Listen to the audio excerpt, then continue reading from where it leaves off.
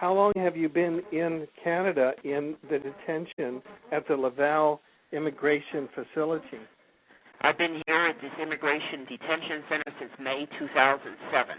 Right, and today is August 7th, 2008, so you've been there about a month and, a year and 2 months now or so.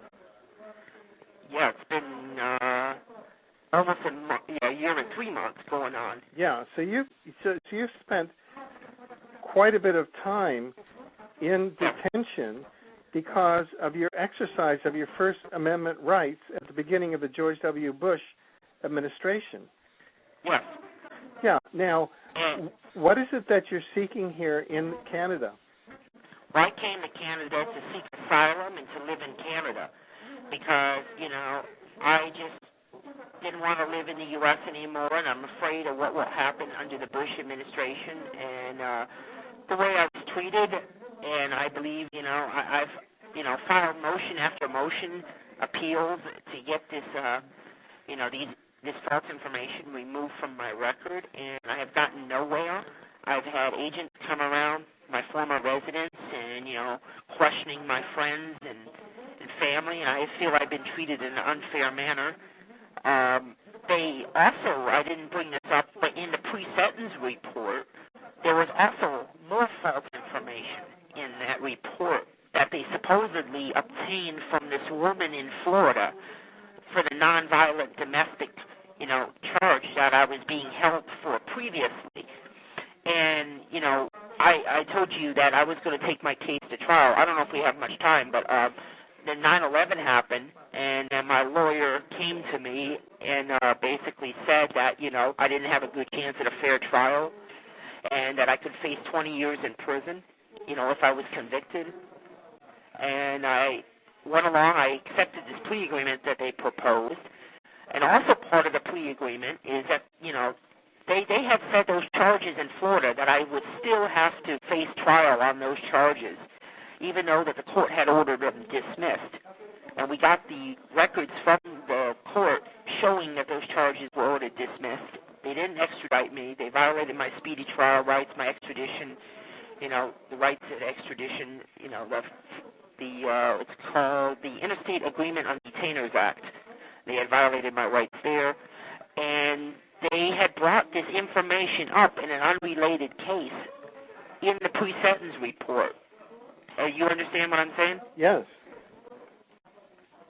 Yeah, so and now from this woman that I had, only thing that I was charged with, I had cursed this woman out over the phone. And I was angry because of some of my belongings that were stolen and my grandmother, what happened there with the money that she owed my family. And I was angry, and yes. Well,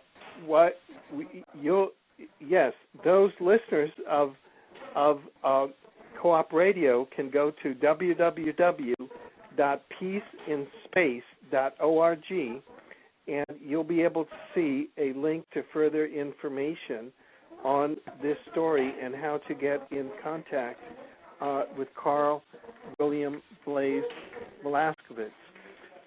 Now, we just have about a minute or so left, and I understand that Mr. Ken Fernandez has been, the attorney from the Canadian Action Party, has been helping you, and you have a hearing every 30 days.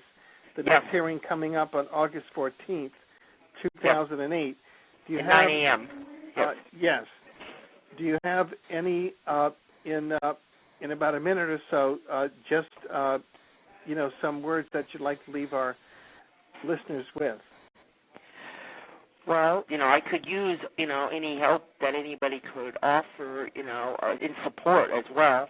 I feel like, what my lawyer has said and the other people that have been helping me with my case is that they're not interested in the truth. We presented all sorts of documented evidence, affidavits from family members, and the court don't even want to consider the evidence. And I believe that, there are rules of evidence and there are rules of law, and when you have a court system that doesn't want to look at evidence and they want to base their information upon, information obtained from another country, another government, I feel it's very unfair and I feel that there's no justice, I feel that, this system we have here in Canada seems to be working for the administration of George Bush, and it doesn't seem to be, I've asked for protection from this, unjust system in the U.S.